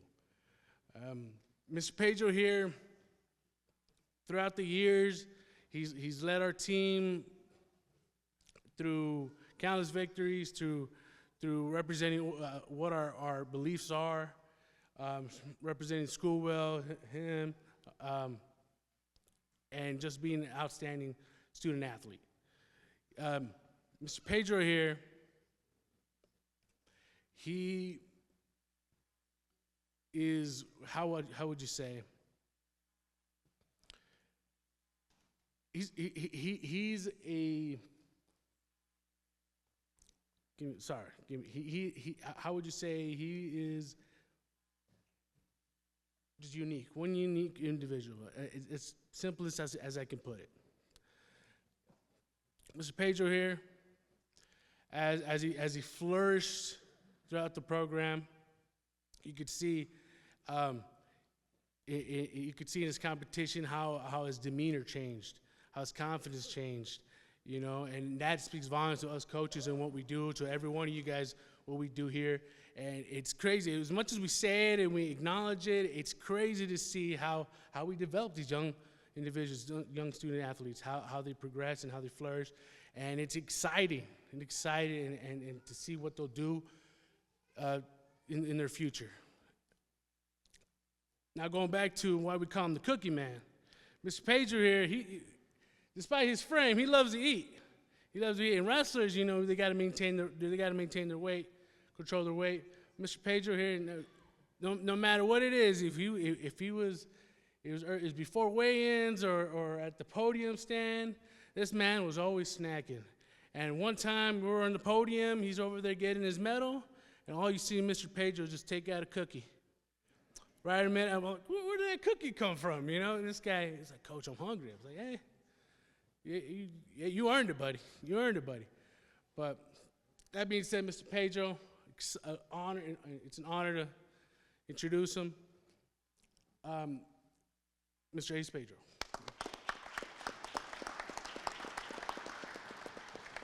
And for our next athlete, I'd like to introduce Miss Jasmine Monroe, one of our girls.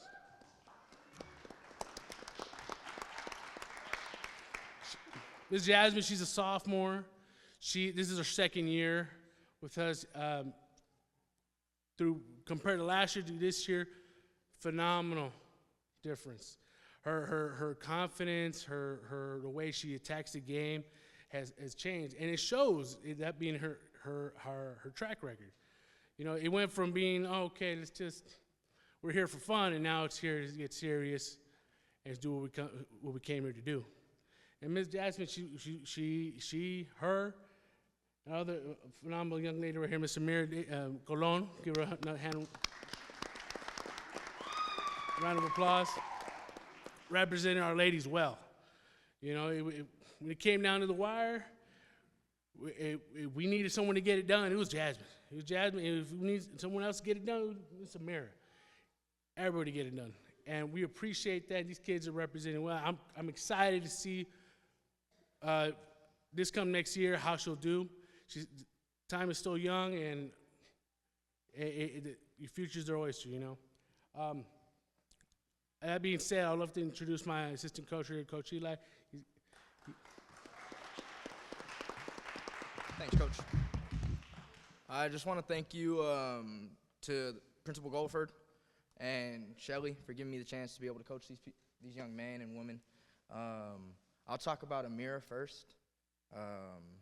This is my first year with the program. I wrestled at Tempe High as well. I've wrestled my whole life, so I've been around a lot of good wrestlers and a lot of good girl wrestlers as well. And she's probably one of the best girl wrestlers that I've ever seen with my eyes. Of course, I've seen girls on YouTube, you know, Helen Morales, those girls that win Olympic titles. But with my eyes in person, Amira's probably the best wrestler that I've seen. And once she figures out how to put in not just her talent, not just use her talent, but also allow her hard work to get her to the places that she wants to be, oh man, sky's gonna be the limit for her.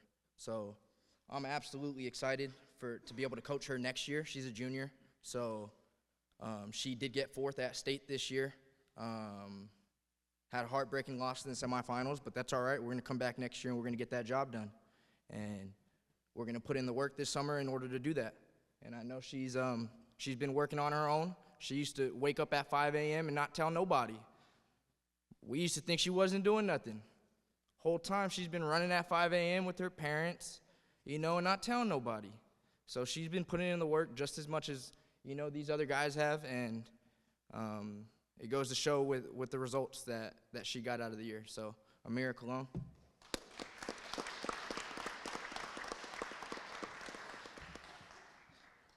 This next one, Arnold Guzman here. This one I grew really, really close with throughout the last 6 months, 5 months. He's a little bit closer to my size, so I was able to roll around with him a little bit more. Man, this kid is the definition of a workhorse. The definition of it. He never stopped working. We set a goal at the beginning of the year, and we were going to get top 3. That was our goal. I thought we were very close to the top, but we were going to get top 3. And he did everything that he could. He put in the work. He was there till 8 p.m., 8:30 p.m. wrestling, and he was forcing me to stay. I would make him go home. If it was up to him, I'd stay there. We would have to stay there till 10 o'clock at night, 10:30. He wouldn't care. He wouldn't stop. And, man, his record 50-6, getting 3rd at state, it definitely shows. And I'm so excited to be able to coach him. I was so excited to be able to coach him. And it was an honor being able to coach him. He also showed me a lot. I learned a lot from him. I'm also chasing my own dreams, and he showed me what it looks like to, when you really want something, you got to go and chase it, and you got to go and earn it. And man, he earned everything that he got this year. This is just a crumb of the cookie that he deserves, and I'm like I said, it's just an honor to be able to coach him this year, and couldn't be more happy to be able to coach all of them. So, Arnold Guzman. Thank you guys, I appreciate it.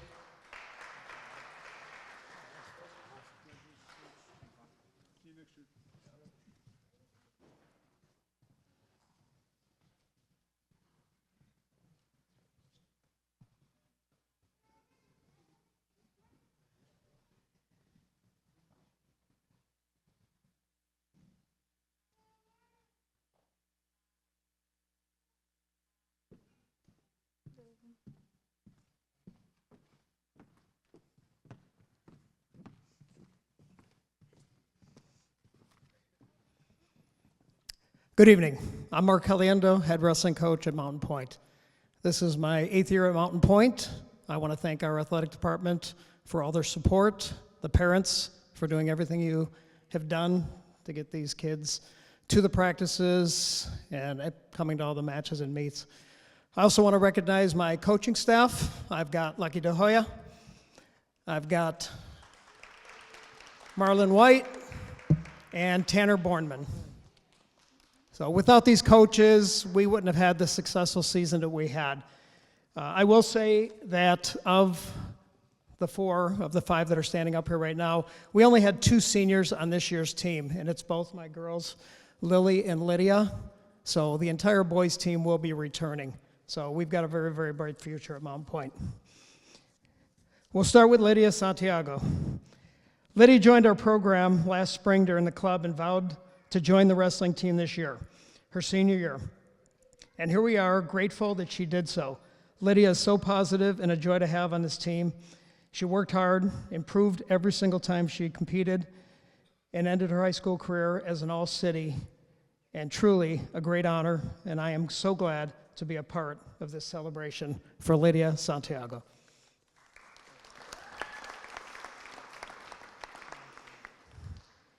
Liliana Whiston.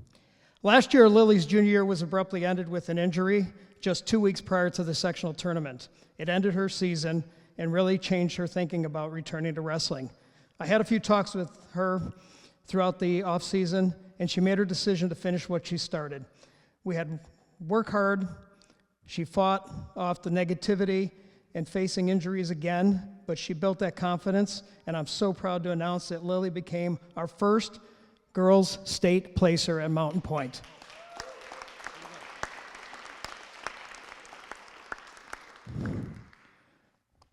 Jonathan Kino, AKA Jonathan Kaminga. Jonathan is a sophomore who joined the wrestling program last year. After learning a little bit about the sport, he was all in.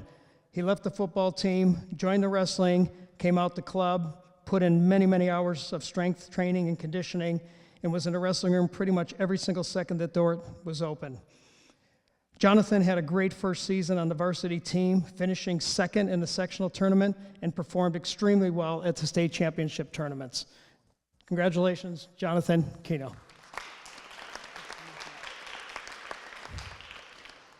Dallas Schoonover. Dallas was selected as this year's team captain because he leads by example, and his efforts paid off for him and many of his teammates. He had to fight off nagging injuries throughout the season, but never complained once. He got back in the room, challenged himself every single day.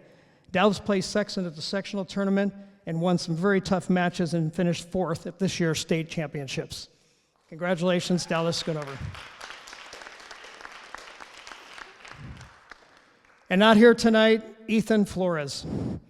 This was Ethan's first year at the varsity level, and while coaching our girls at one of the girls' state tournaments this year, competitions this year, I got a text message from another coach that had said that your wrestler just beat our state runner-up. Well, it was right then that we knew that we had something special with Ethan. Ethan lost a total of 6 matches this season. 3 of them came to Division I wrestlers who placed first, second, and fourth at the state championship tournament. The other one was a kid from out of state. He was in California, and his only other 2 losses came to Sean Ludi from ACP. He lost to him in the sectional and the state championship finals. The final score for Ethan's second place finish at state was 2-1. We want to congratulate Ethan, and next year we hope he will stand alone at the top of that podium. Ethan Flores and the Mountain Point Wrestling Team.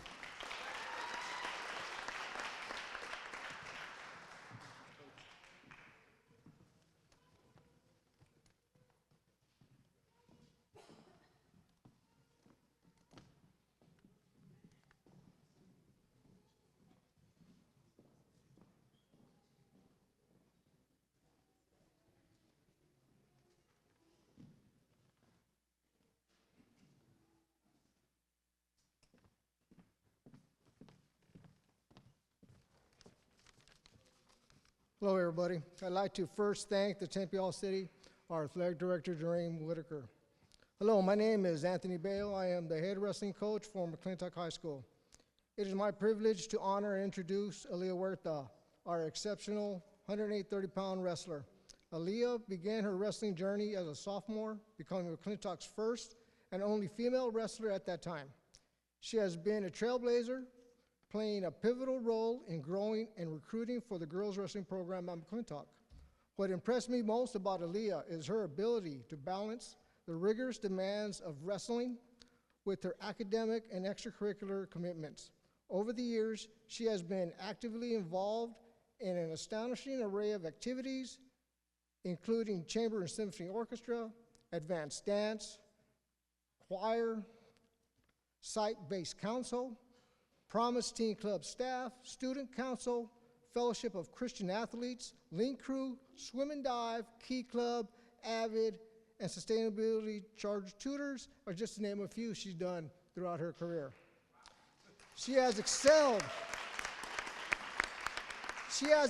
in all these areas while staying dedicated to wrestling throughout her high school career. It is my great honor, and also saddens me because she's a senior, but to introduce Tempe's girls 138-pound all-city wrestler, Aaliyah Huerta. Good job. Thank you.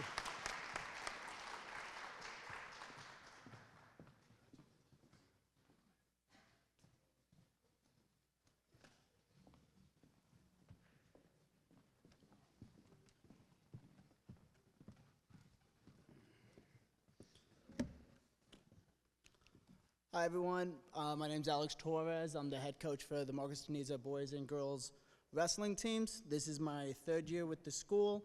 I just want to start off by thanking the association for having this event every year.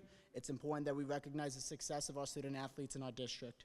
I would also like to thank Lenica Ruiz for being our AD and leading our sports programs with pride and respect. Thank you to Kayla Melgar, whose day-to-day help cannot be understated. And thank you to our equipment manager, Damien, and our trainer, David, who keep our wrestlers looking good and feeling good. I am very proud of the season we've had. Between the boys and the girls program, we brought back the most medals from the state tournament, and the only state champion for wrestling in the district.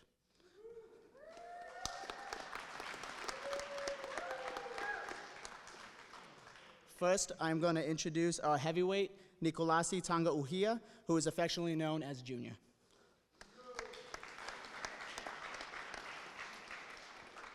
He is the anchor of our program, and no matter how a duel or tournament is going, I know I can rely on him to put on a great performance and to make us laugh. If you've ever seen him wrestle, you will understand that. He can't take anything seriously, but it works for him. He's made friends with every other heavyweight in the state, whether they beat him or he beat them. It's fantastic. He's a great athlete. He came into our program late in the year last season, transferring in, and then he eventually did qualify for state. This year, I saw his abilities and confidence grow on and off the mats. His medal match at state was the best I've seen him wrestle, and I'm excited to see him run through everyone next year and reach the top of the podium. That's Junior. Thank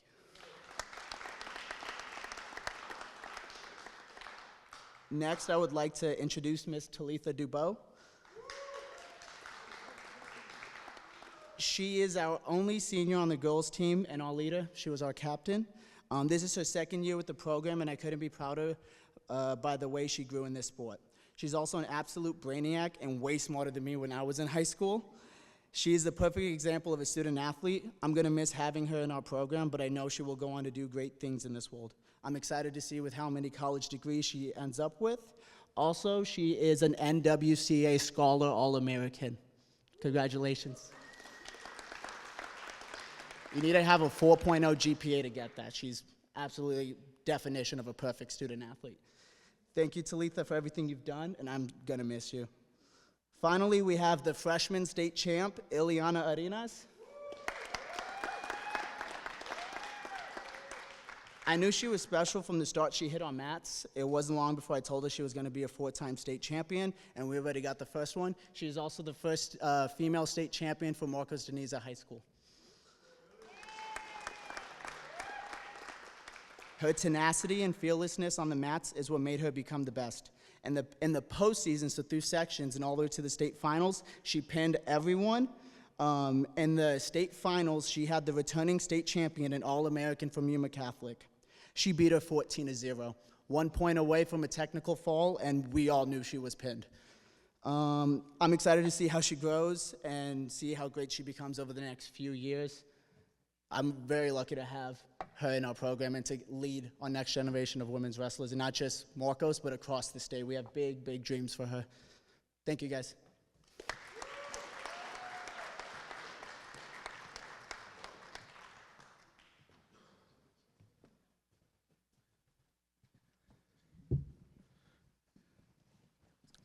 As these guys come up here, thank you to the association. As everyone said, thank you to our administration for entrusting me with these people, men and women. Thank you, parents, for allowing me the time to be around your children. It's been a joy. Guess we got the guys up there first. So we'll start at the end over there. Chris Buck, one of our seniors that's going to be leaving us here soon. Amazing kid, amazing young athlete. I've known him since he was in 6th grade when he was a little tiny guy rolling around in the room. Just great having him in the room. If you ask him what he did in the middle of a match, you probably get an answer of, I don't know, it just happened. He did a great job this year. Had a little setbacks towards the end, but he finished off with a win at the end, finishing 5th place at the state tournament. 2-time state placer, 3-time All-City Award winner, Chris Buck. Moving in, Corey Kemper. Corey Kemper moved in here from back east. Luckily, he came to Desert Vista. He's one of the hardest workers. I always say that what you do outside of the room is a reflection of what you do inside the room. He's one of the, works hard in the classroom, great grades. Everything that he does to the best of his ability. That's why he is the person that he is, and it's going to carry him a long way in life. Again, he had high aspirations to finally got his sectional title after a couple losses throughout the last couple years. He finally got his sectional title and finished second at state. Corey Kemper.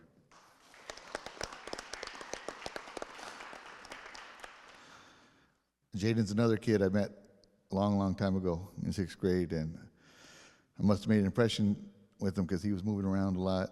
And then when he decided that he was going to be a freshman, he decided to become a freshman at Desert Vista.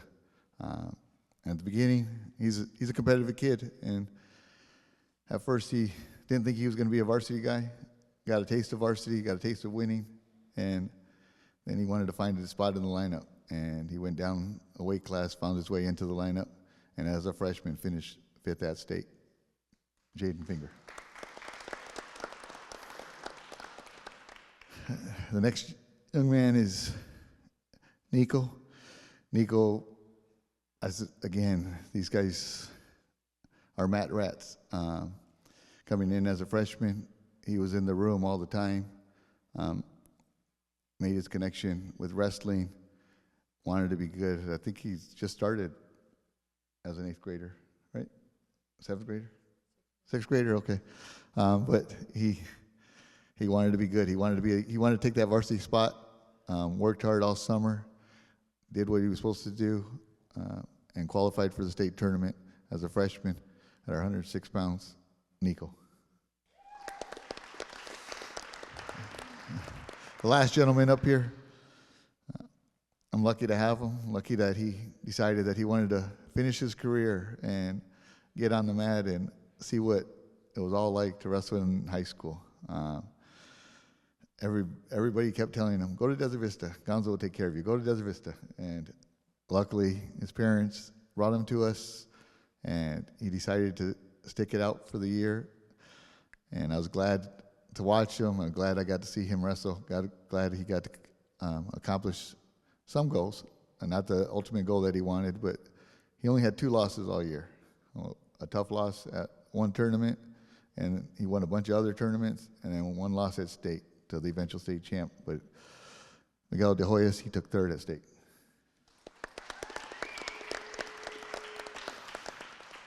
Our two young ladies here. The first one, Andrea. She's works hard. She wants to be good. She wants to do everything that she can. She's dedicated.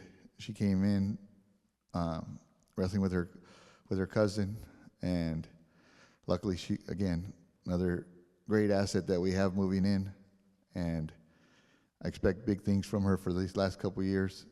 She just missed out. She won she won a tournament earlier in the year, took 2nd, and looking forward to having her around Andrea Killian. The last one here, Sofia Jimenez. She's hardworking. She's evolved so much in the last year, and she's one tough competitor out there. Again, just some bad luck at state. She wrestled well. She wrestled tough, but we look forward to more improvements from her freshman year to this year to next year and her senior year. Sofia Jimenez, state qualifier.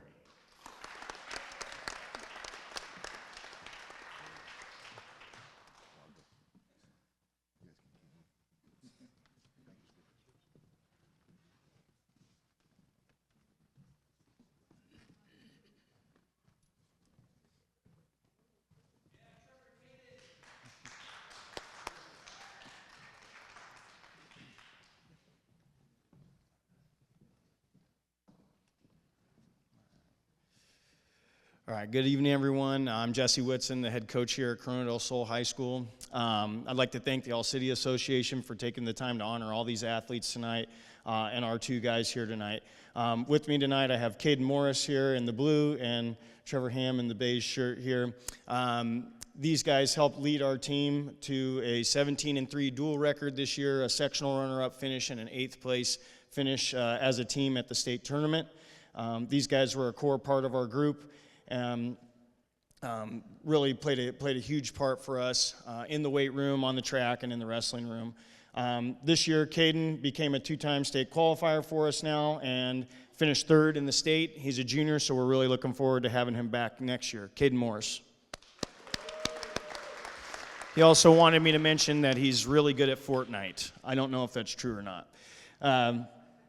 Lastly, we have Trevor Ham. He was our 132-pounder this year.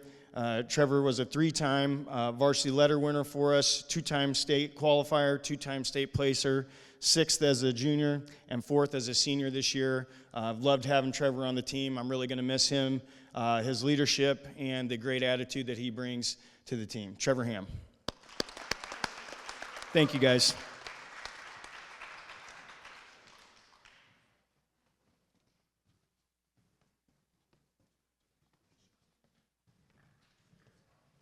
We do have a couple of people that we'd like to recognize.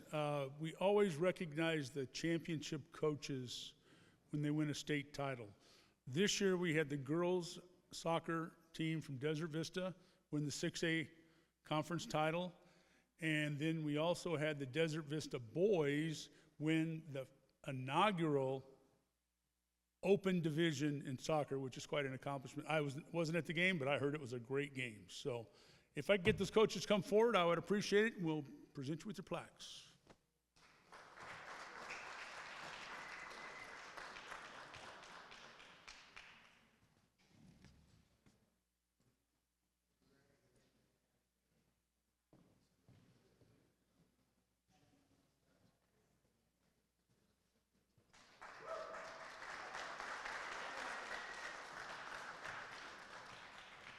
Well, I'd like to thank you all for attending, and have a safe trip home, and we'll see you maybe in the spring, maybe next winter. Thank you.